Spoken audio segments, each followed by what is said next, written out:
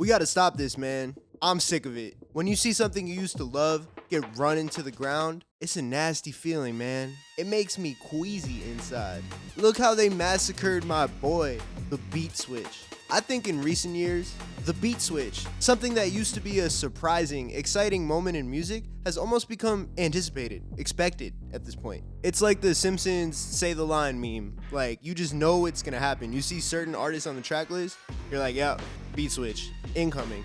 And while they used to feel like an evolution of a song, or have a deeper meaning in the context of the song's message, or the project that the song is a part of, now sometimes they just feel tacked on just because. For example, when I saw the track list for Drake's album For All the Dogs, and Cash Cobain produced Calling For You, I was excited because I've been a Cash Cobain fan for a minute as a producer and as a rapper. His unique production style, you know, mixing that like New York drill with R&B and like heavy sampling, that's my kind of stuff, man. Like, I love it. And he delivered. The song is great. Like, the beat is fire. Drake sounds awesome on it. He was floating on it, man. Like, he was hitting these pockets that guys like Chow Lee and Flea that I listen to a lot, like, they usually hit. But it sounded really cool coming from Drake. And then like at a minute 30, you know, these extra synths start coming in and it's really cool. It's a great song. I was excited to hear where Drake was gonna go with it. But towards the 2-minute mark, this girl starts talking about how she had a horrible vacation and she's been eating jerk chicken every day and like she didn't fly first class or whatever. I don't even know, man. But like it goes on for like a minute and a half. And I'm like, I'm sorry she had a bad vacation, but like he should have kept going, bro, or let somebody else get on it. And then after like a minute and a half of that, you just get this random 21 Savage song at the end, which is good. It's fire. But like, why did I have to sit through a minute and a half of this girl talking over a beat that sounds nothing like the beat that comes after it? Like, what mood am I gonna put this song on? Like, when am I gonna play this song, you know? Like, it's just such disparate vibes. Like, you got the ass shaking in the beginning, you got the 21 like soul sample kind of bag at the end, and it's like, it doesn't make any sense. Drake isn't even a part of that 21 Savage song. He hasn't even been on the song for like 3.5 minutes at this point. And the messed up thing is that I enjoy both halves. Like, I like the first half and I like the last part too, but they have nothing to do with each other. There's no cohesion between those two things. I don't understand the concept that he was reaching for, like in terms of what he's talking about in the beginning, or like what the girl is talking about, or what 21 is talking about. Like, I don't get it. Maybe I'm dumb, but I don't get it, you know? I honestly feel like kind of disincentivized to click on that song unless I'm listening to the whole album. And I think throughout For All the Dogs, there are a lot of moments like this. You know, I see a lot of people complaining about First Person Shooter with J. Cole and talking about the Drake part at the end. I know that was like a big part of what Joe Budden was talking about. I honestly don't really mind it. I think it kind of works in that case. But I would definitely like it more if Cole came back in the second half. And then with IDGAF with Yeet or whatever. I think the intro is really pretty and cool, and I don't mind the abruptness that comes in after it. But it would be cooler if there was some element of that in the second half, you know? And then there are moments on the album where I feel like the beat switch or the change is really cool, but it happens too fast in the song. This is especially the case on All the Parties with Chief Keef, which probably is my favorite song on the album. Like, even with this critique, like, I love this song so much. But Keef's part is so amazing. It's so catchy. Used to be a smarty. Like, he sounds so fire. Like, and then it just never happens again. Like, why? Why does it goes to the washed out Drake outro, which is, by the way, awesome. Vintage Drake outro. Like, you know, like, this is bread and butter. You know, like, this is what Drake does. But it's like, he goes to that at a minute and 10 seconds into the song. Like, you didn't even really let the first half like build out. Like, why? I don't understand. Like, I really, honestly, like, that is a baffling decision to me. If that Keith part was like treated as a hook and comes back more than once, I could honestly see people shouting that at day parties like 5 years from now. You know, like, that's an anthem. It's an anthem. Throw all your hands up. You know, like, what are we doing here?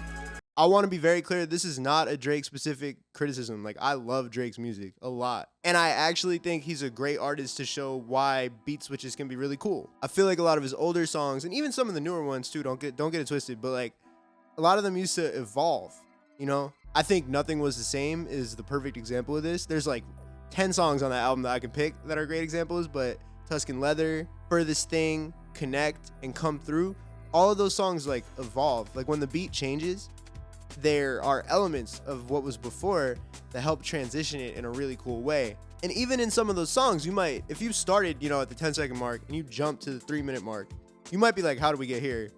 but along the way, you don't feel that way at all. It makes sense. Just copying and pasting a different song onto another song, like, it adds shock value, and like there's something to be said for that, I guess, but it can feel really disjointed if it's not done like perfectly right. Even songs like Jimmy Cooks, like I feel like that's done pretty well. Like it makes sense the way that they transition in and out, and the chemistry really carries it through. But then at the same time, there's songs like Meltdown on Utopia, the Drake part, and then the Travis part that comes after. I don't know, I just feel like it's kind of losing the plot after the Drake verse. But I didn't make this YouTube channel to be a hater or a critic, really. I just want to talk about things that I see and hear in music as an artist, as a fan, and I want to think about how we can all just be better and appreciate the great things in life, like the beat switch. So I'm not trying to beat up on any of the artists that I mentioned in this video. I understand, trust me, as an artist, like I totally understand. And one of the biggest reasons that I think we see this a lot, these disjointed beat switches in hip hop now, like I don't think it's necessarily the artist's fault. Like the listeners just have such a short attention span now. I totally understand being an artist and being like, damn, I'm only gonna get them to click on one song. I'm gonna give them two sides of me. I don't even care if it makes sense. Just, you know, like I get it. On a grand scale, like the average length of the #1 song has been declining since 2009. And these things definitely come and go in cycles. Like songs were around 2 minutes back in the 60s, right? And then in the 80s, they were like 5 minutes long. In 2017, the average dipped back below 3.5 minutes. And they're still getting shorter. A Billboard article from 2022 said that the top 50 songs of 2021 averaged out at 3 minutes and 7 seconds. And think about some songs like Lil Yachty's Poland. It's 1 minute and 20 seconds. The two songs that Pink Pantherist really broke out with in 2021, Pain and Break It Off, 1 minute 38 seconds, 1 minute 36 seconds, respectively. These are some short songs. We have shorter attention spans. You know, like people are gonna say it's because of TikTok or because we're iPad babies or I don't know. But like either way, it's the data will tell you that. Like people are listening to things for a shorter amount of time. There's so many stimuli. Like, yeah, I want to listen to an album, but what if I just fall into a hole and watch 25 YouTube shorts about like random downfalls of people I've never heard of? Or it's just really hard to maintain attention. And after a certain point, with artists adjusting to that, the listener starts to become just completely deconditioned to hearing 3 minutes of the same beat. So one response to that, you know, could be to vary the production in your song and make the song move and develop as it goes along. I mean, that's my preferred method as a listener and as an artist too. It's something that I strive for. This obviously, I think nobody would really disagree that that would lead to higher quality music. But the issue is that artists are also being asked to drop so much these days. I mean, I just talked about why albums are super long now. Like you're filling out 25 track albums if you're an A-list artist. And some of those songs are gonna have beat switches if you're in hip hop, right? It's like, that's like 30 songs, you know, if you start to think about it that way, it's crazy. So because of that, you know, as artists, you start ideas sometimes that are cool and catchy, but you can't finish them. And a lot of times, maybe in the past, those used to sit on a hard drive. Nowadays, I think a lot of artists are like, cool, we got this minute, 20-second thing. I got another minute, 20-second thing. Doesn't really make sense. Or maybe I got a feature on a different beat, but I can't figure out what to put on that beat. Bam, that's one song now. You know, just like slammed together. And one reason why artists will keep trying this is because it's worked before. And the classic example of this is Sicko Mode. Remember when Astroworld first dropped and everyone's first reaction to Sicko Mode looked like this? Wait! Yeah. Wait! It was one of the biggest songs of the next year, honestly of the decade. And it still goes off now in like an outside setting if people play it. But that specific experience of this jarring change, it worked for a couple of reasons. One, nobody was expecting that. The features were hidden the first time that everyone heard that album, but even on top of that, like nobody was expecting the Drake intro and then the Travis part and then a bam hard beat switch with the Take Keith tag that gets everybody hyped and then Drake comes back in. Like nobody saw that coming. And again, these are two of the biggest artists on the face of the earth. And one thing about Sicko Mode that makes it fall into the category of good beat switches to me is that both artists are on both sides of the song, right? Like Travis comes back in at the end, Drake's on the little intro part, and you get that Travis part, and then you get Drake again, and then you get Travis again. So it makes it feel like they were all there bouncing ideas off each other, and even if they weren't, I mean, they probably were, but like, even if they weren't, it felt that way. And that's hard to achieve unless you're like really trying to do that. Travis himself is pretty good at this. I mean, if you look at Oh My This Side from Rodeo with Quavo, like they both go on both parts of that song too, which is one reason why people love that song. And it's like kind of like a favorite on Rodeo is like, you get to hear both of them on both sides of the beat. You feel like you're in the studio with them.